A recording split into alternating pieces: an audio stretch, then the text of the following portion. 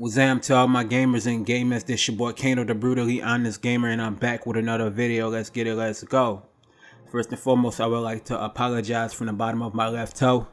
I haven't been posting videos up on this channel, and as y'all may know, I've been spending my time between the gamer section channel, giving y'all interviews, reviews, top 10s, all types of content with Sinister Tar Heel and the other members of the gamer section on that aspect of it, and also been working on music, which link will be in the description of the song that I just dropped called Show Out. You did. So let's go ahead and get back into the videos that I'm about to drop. I'm gonna try to be more frequently on it as much as I possibly can on this channel. Y'all gotta give me time. When I get everything in motion, then I'll be back dropping my honest opinions about things in the gaming culture. I got some videos in the pipeline that I'm about to go ahead and drop and unleash havoc. So yeah, we're gonna start off with this first hell that I'm about to release on people, and I need people to understand this, right?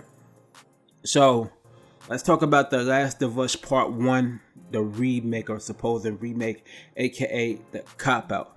So people know that The Last of Us Part 1, the supposed remake, supposed to be built from the ground up, is releasing sometime in September. I forgot the date. I don't remember the date. Don't quote me on it, but yeah, I know it's definitely in September. They have preload of the downloading the game around August 26th, I believe, or 25th, one of the two.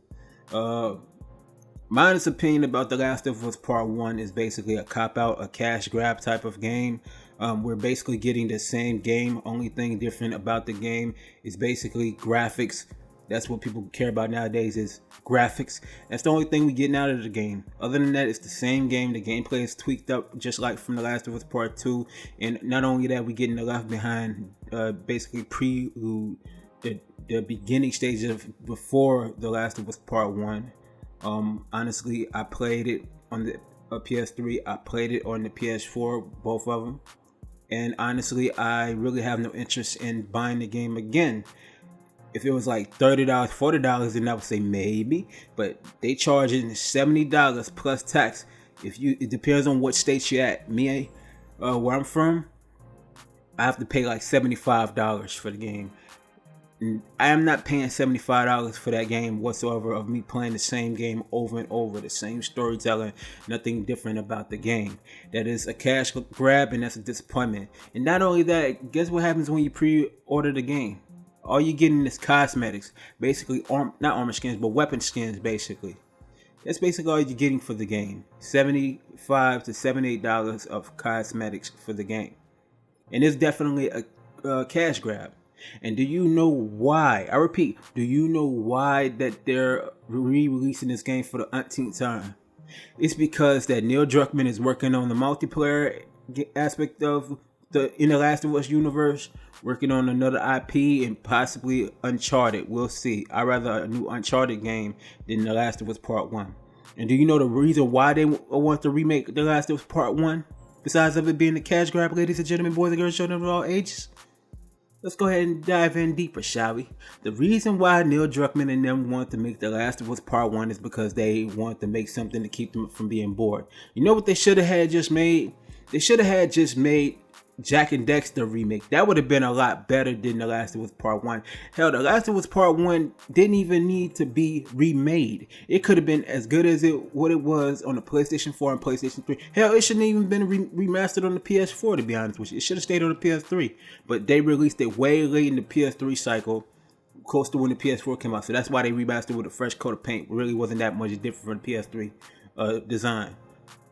So with that being said, and this is just my honest opinion, when it comes to Naughty Dog and Sony, they're going to have to hold that L. And fanboys need to realize, though, they just really anti-consumer, just basically trying to get money out of you, because they don't have that much money that people may think at this point. Because let's go ahead and be brutally honest right now, right? Naughty Dog and Sony, they're doing a terrible job as far as being consumers towards the gamers. And fanboys are too blind to even see that. The game is going on PC, which I can care less about. I think everybody should play the game, no matter what platform it's on. But my personal opinion is it's a cash grab situation. $75 for a game that didn't even need to be made.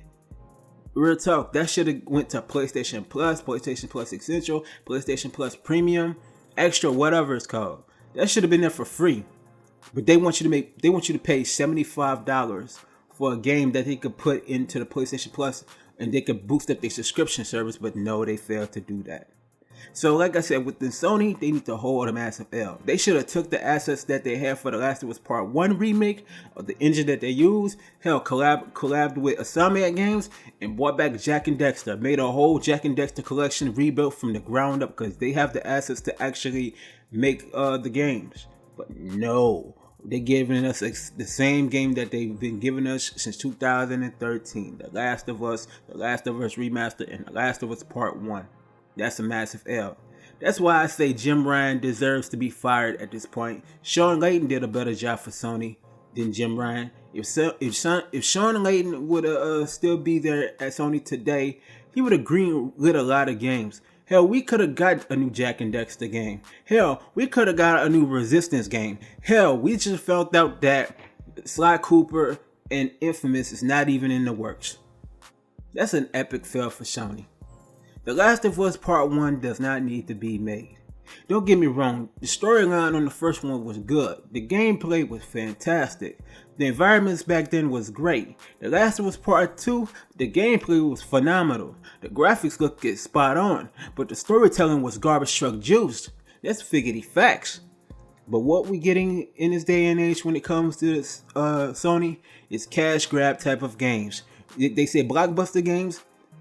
To be honest with y'all Sony fanboys, y'all not gonna get that many exclusives like that this generation when it comes to y'all first party titles. Y'all gonna get exclusives on other platforms, with other platforms, but other companies like third party exclusives or second party exclusives. But when it comes to first party exclusives, y'all not gonna get that many exclusives this generation, because they're gonna be milking the hell out of The Last of Us, Uncharted, hell, Gran Turismo. Y'all gonna end up having Gran Turismo, Uncharted, and Last of Us, and a few other. I say like Spider-Man, but down the road, Spider-Man, that's gonna end up becoming multi-plat. Wolverine, you never know. Depends on how the deal is with Sony and Marvel. You never know. That might change down the road. Look at LucasArts. They over here spreading their wings and flying away and making a lot of games multi-plat at this point.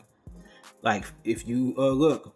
That LucasArts, that Indiana Jones, that's exclusive to Microsoft, and they got other games that's going to be multi-plat. You feel me? Look, that Star Wars Eclipse game, multi-plat for Quantum Dreams. Quantum Dreams want to move away from Sony, because if you look at Sony don't greenlight a lot of games, and then when they make the games, they be really strict on how to make the games. So that's why I say to y'all, and I'm gonna be honest with y'all, The Last of Us Part 1 again does not need to be made. So if y'all agree with me, go ahead and comment below. But if you disagree with me, tell me why.